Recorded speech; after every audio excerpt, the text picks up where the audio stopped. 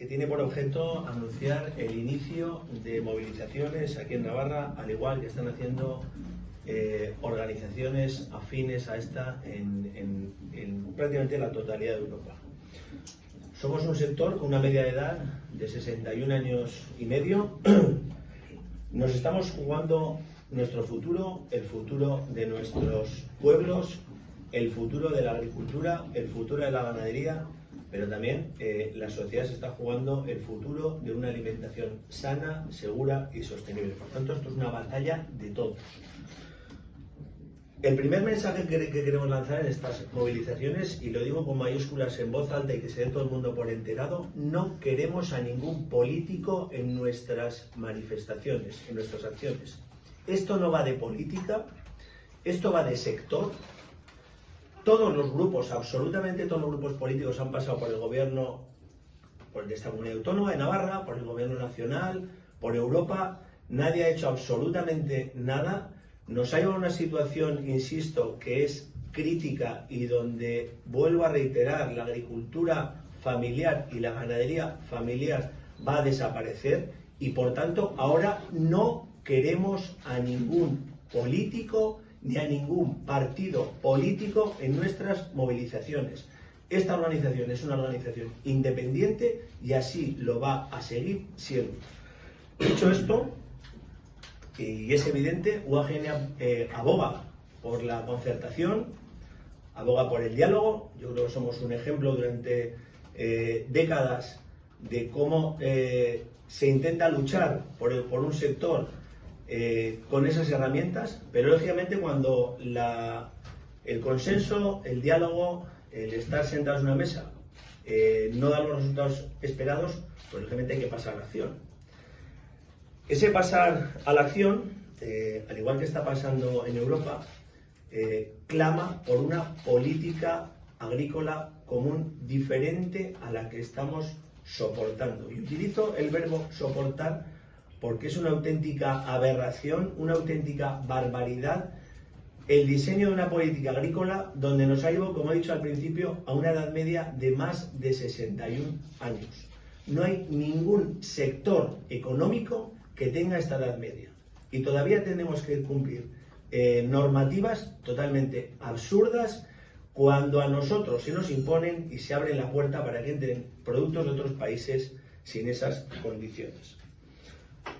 Tenemos reuniones a nivel nacional a lo largo de esta semana y definiremos cómo van a ser las movilizaciones, en qué sentido. Sí que os adelanto que vamos a hablar con el resto de organizaciones agrarias para que se sumen a nuestra protesta o para diseñar acciones conjuntas, mejor dicho, y por supuesto cuando las tengamos diseñadas os lo iremos avanzando.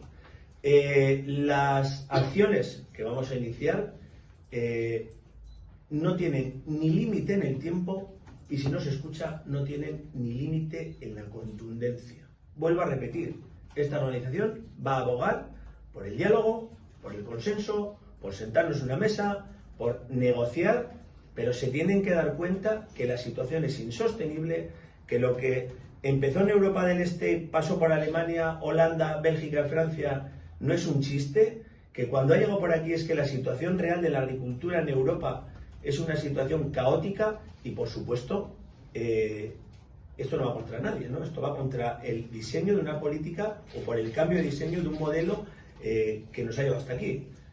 Por supuestísimo que nosotros tenemos nuestra tabla reivindicativa, que lo voy a pasar a enumerar.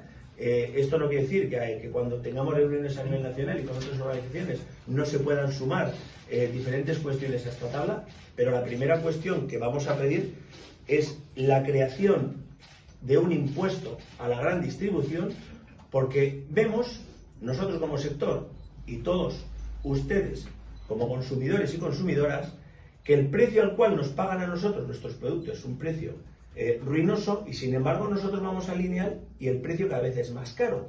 Por tanto hay escalones en el centro de esa cadena que se están lucrando de una manera, yo creo que injustificada, y por supuesto ese incremento de precio tiene que tener un impuesto. Igual que se habla de impuestos a otro tipo de sectores y demás, es lo que vamos a proponer y, ojo, esa recaudación de ese impuesto que revierta en el medio rural. También una de las cuestiones que vamos a pedir es la aplicación con toda la contundencia posible, con el aumento de sanciones de la ley de la cadena. La ley de la cadena no es necesario que haya una denuncia. La administración puede entrar de oficio. Es consciente, como he dicho antes, de los precios que estamos percibiendo la agricultura y la ganadería, y es consciente del precio que paga el consumidor. En el entreacto hay muchos que se están lucrando, y ahí es donde tiene que entrar la ley de la cadena, que he dicho de paso, se modifica gracias a las protestas nuestras anteriores a la pandemia. Gracias a aquellas tractoradas famosas se modifica esta norma, pero hay que aplicarla con contundencia y esa labor es propia de la administración. Por supuestísimo, como he dicho al principio, un cambio rotundo de la PAC, de la política agrícola comunitaria. No puede ser que la PAC se haya convertido en un absoluto monstruo funcionarial que no sirve para garantizar los ingresos de la agricultura y de la ganadería, que es uno de los principios fundacionales de esta política agrícola comunitaria. Esto no es una protesta, obviamente, en Navarra, como os he dicho antes, una propuesta que va a lo largo de toda la Comunidad Económica Europea. Por tanto, lo errático de estas políticas, pues algún día nos daremos cuenta. Hay una modificación de esta PAC en el año 2025, una reforma intermedia, que es donde se tiene que actuar. Nos está llevando a la desaparición del modelo de agricultura familiar, y quien lo va a pagar, nosotros a corto plazo, pero a muy poquito corto plazo más, es el consumidor, que va a tener que pagar más por unos productos probablemente de menor calidad y de menor seguridad alimentaria. Por supuesto, se ha subido el salario mínimo interprofesional, correcto, pero nosotros pedimos exenciones a las cuotas de seguridad social. Es labor del Ministerio de Seguridad Social apoyar a nosotros con incentivos para la contratación de trabajadores y trabajadoras.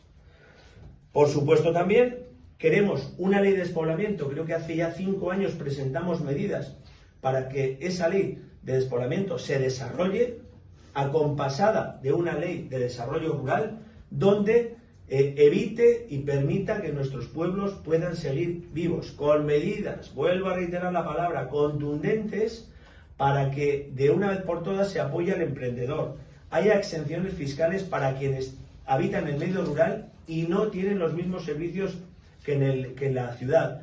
Hay también medidas para que las entidades locales, ayuntamientos y concejos sean entidades solventes económicamente. Si se paga por habitante, obviamente cada vez se va a pagar menos cantidad, menos financiación a esas entidades locales, y yo le pregunto a la administración si quiere que haya pues vecinos y vecinas de primera categoría o habitantes de primera categoría y de segunda categoría. Entiendo que no. Para eso hay que corregirlo con leyes como esta. También un apoyo real a la ganadería intensiva y extensiva. Cuando digo apoyo real, económico también. Pero obviamente no se pueden lanzar mensajes como los que se están lanzando. Aquí nosotros tenemos que cumplir una normativa medioambiental que, cuando yo veo a las energéticas hablar de parques solares, y de parques fotovoltaicos y de parques eólicos, en la administración se le trata con cariño y se le pone la alfombra roja. Alguno en la administración me dirá que no. Yo tengo pruebas de que sí.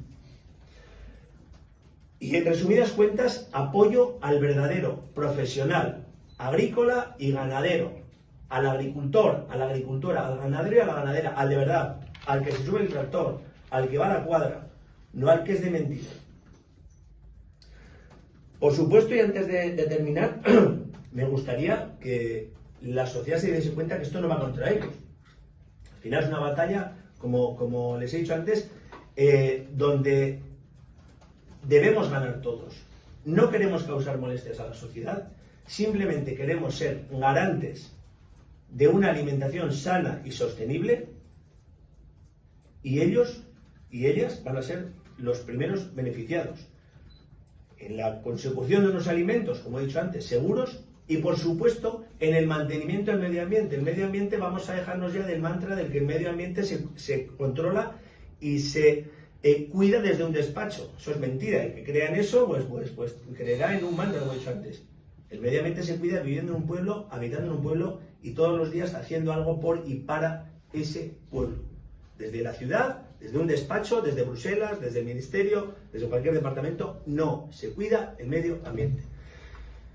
Dicho esto y repitiendo un poquito el mensaje del principio, cuando nosotros hablemos con el resto de organizaciones, a las cuales invito a formar parte de este movimiento, hablaremos también con nuestras organizaciones a nivel nacional, diseñaremos acciones, pero vuelvo a repetir, ni van a tener límite en el tiempo por parte de esta organización, ni van a tener límite en la contundencia. No queremos causar daño a nadie, pero la situación es la que es, 61 años de media de sector, desaparición de nuestros negocios familiares, desaparición de la agricultura y la ganadería familiar, desaparición de nuestros pueblos, y cuando a alguien se le amenaza con hacer desaparecer su pueblo y con hacer desaparecer su modelo de negocio, se tiene que rebelar.